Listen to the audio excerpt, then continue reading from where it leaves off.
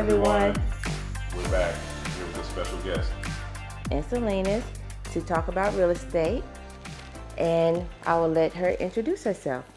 Hi everybody, my name is Amy Prisco. I am a licensed realtor here in Ecuador, and I am very happy to be here talking with you folks today. Sean, what was the first question we'd like to ask Amy? Amy, how long have you lived in Ecuador? I think I'm actually one of the longest standing expats here in Salinas. I came down to Ecuador in 2007, so I am at my 15 plus year mark. Wow. And of those 15 years, I've been in Salinas since at least 14. 14, Nice. Awesome. Yeah. And what brought you to Salinas or Ecuador? Wow. Kind of a long story, but I'll make it short. Okay. I came down in 2006 on a backpacking expedition. I wanted to go to the Galapagos Islands. It was on a bucket list. So I came down with a backpack by myself, went to the Galapagos a couple of days, and then I tooled around the whole country. Really liked it. Went back to New York, because I'm from New York originally. I was working in corporate finance. Turned 35, burnt out, I'm done. So I said, I'm going to Ecuador. And I put everything in storage, packed up 2 suitcases, came down to Ecuador, not having a plan. Wow. So that's the short version of my story. So how did you get into real estate? Great question. Stumbled into it, quite honestly. I started off my time in Ecuador in Quito because I wanted to be a travel agent. I love to travel. Ecuador was my 23rd country with a backpack, and I said, I'm going to be a travel agent. I'm moving to Ecuador. And when I got to Quito, I quickly realized that wasn't going to happen. So I started traveling the coast of Ecuador, and I ended up in the town of Montanita, met some folks there, and they offered me an opportunity to work with, back in those days, a very large international real estate company. They were going to be putting that up there, and I said, do you want a job, Amy? Do you want to work with us? And I said, okay. So I moved from Quito to Montanita, but that job never panned out. So then those folks offered me a position here in Salinas. Okay. So I moved to Salinas in April of 2008, and that's kind of how I started my real estate career. So I've been doing that ever since. Wonderful. So do you have any properties in other areas of Ecuador? Do. Absolutely. Mostly, I'm based in Salinas, but I do have a big presence in satellite offices, I guess you could say, in the beach town of Crucita, and then also in the highland town of Cotacachi. Okay. But I do cover all of the coast of Ecuador, from Playas all the way north to Hama, Mompiche, all the way north. And obviously Cotacachi, I also have listings pretty much all over the country. Okay. But those are my main focal areas right now. Okay. We noticed that renting a property here in Ecuador is different than in the U.S. Could you please explain that process for renting and purchasing property? What the difference in how it is here versus the U.S.? Okay, well, in my experience here, because I did not do real estate in the States, I'm kind of glad I didn't do it there because it is done a little differently here. So I learned from the ground up Ecuador style. Okay. Renting and purchasing. Well, purchasing is actually a lot simpler here than in the States. Okay. I know that people get a little, I don't want to say scared, but they're like, it was too easy. As far as paperwork and processes, it's very much plain vanilla, in my opinion. We're probably about 50 years behind the U.S. as far as processes is concerned. Okay. But it's actually very simple and easy to do. And anybody can purchase a property in Ecuador with just a passport, provided their passport has not expired within 6 months of closing. So that's kind of a nice thing, which I don't think most people know about, is you can buy a property here in Ecuador without you don't need to put it into a trust, kind of like you do in Mexico. So you can be a foreigner and purchase property easily here in Ecuador. Okay. And then that property purchase can also currently help you towards obtaining your residency in Ecuador. So that's a very nice option for your viewers if they're looking at maybe picking up a second residency somewhere else. Okay. As far as rentals is concerned, well, it's a little bit different, and I think it depends on who you're working with also.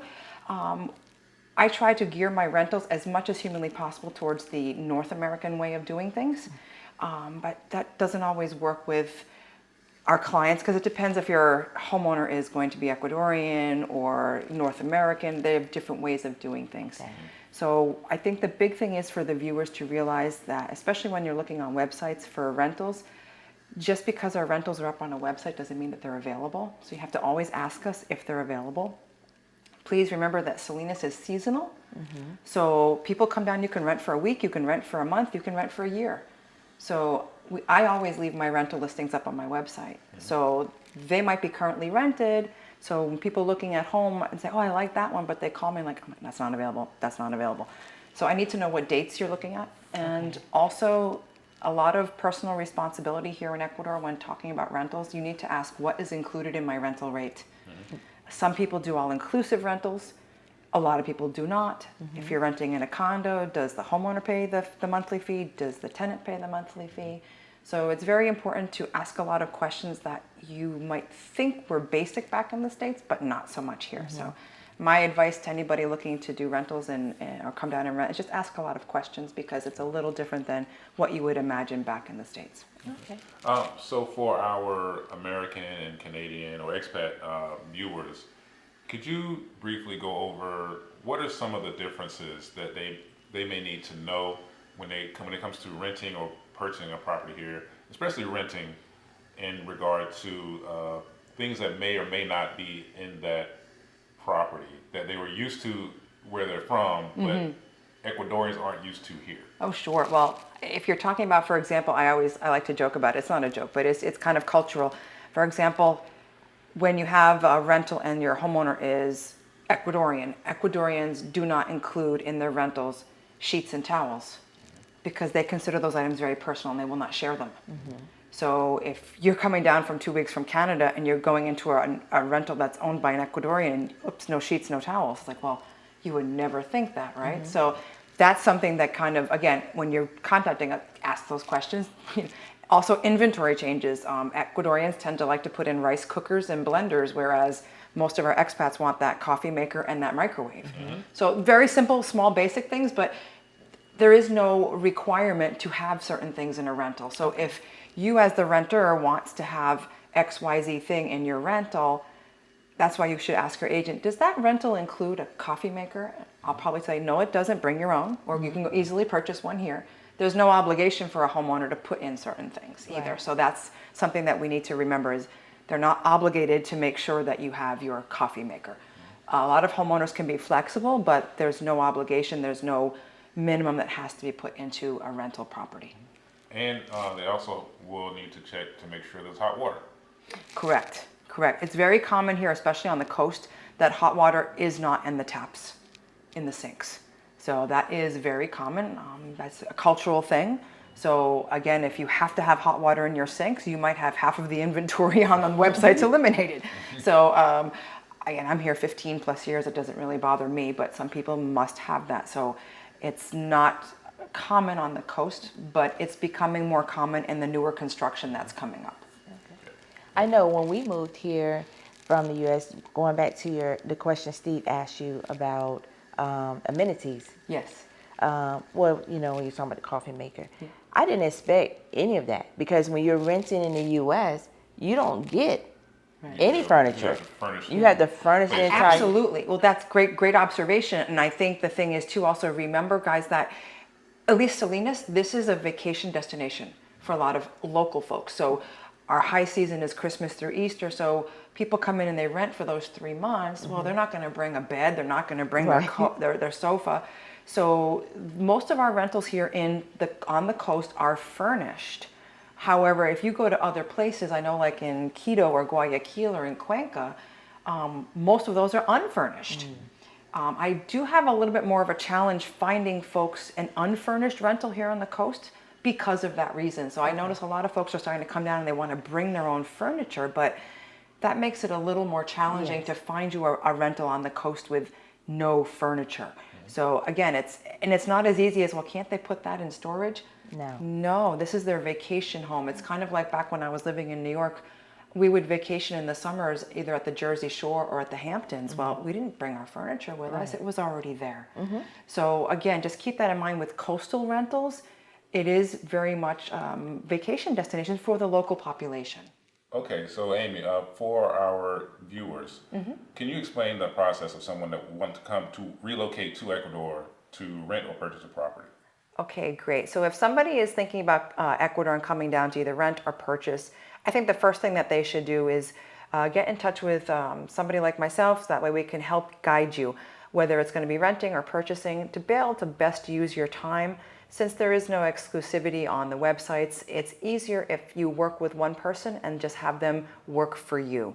So contact us to see when your dates are, what you're looking for, and we can better guide you as far as where to go, what time to come down, where to stay when you first get here, and we can set up appointments. Because I think it's also important for your viewers to realize that unlike in at least the United States, we don't always have immediate access to properties. There's no lockbox system here.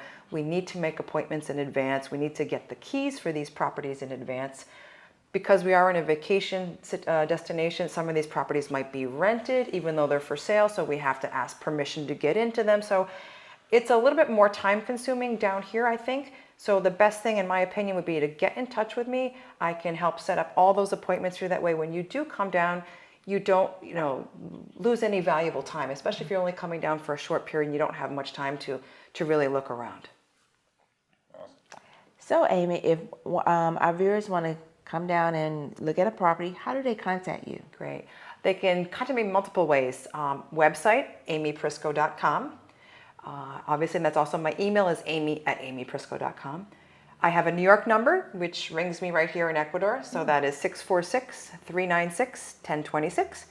Or we love WhatsApp. I don't know if your viewers are on the WhatsApp application, but if you do come to Ecuador, you're going to need to install that on your smartphone. Exactly. So WhatsApp is king down here. So if you're on WhatsApp, send me a WhatsApp message. That's fabulous. So my Ecuador WhatsApp and cell phone number is country code 593-96-704-3050. And either one of those ways is best, but I love WhatsApp. Okay, so all of your contact information we will put in the description Great. of the video to make it easier for folks to get in contact with you. And if you don't have anything else for us, Amy, we really appreciate this Thank you, opportunity guys. to I speak to appreciate you. it. And then maybe in the future we'll go see a property. Oh, yeah. Yes. That'd be awesome. All right. All right. Okay. Well, Thank you. thanks, folks, for watching. Thank Amy for doing this with us. And we'll see you next time. Like, share, and subscribe. Bye. Bye.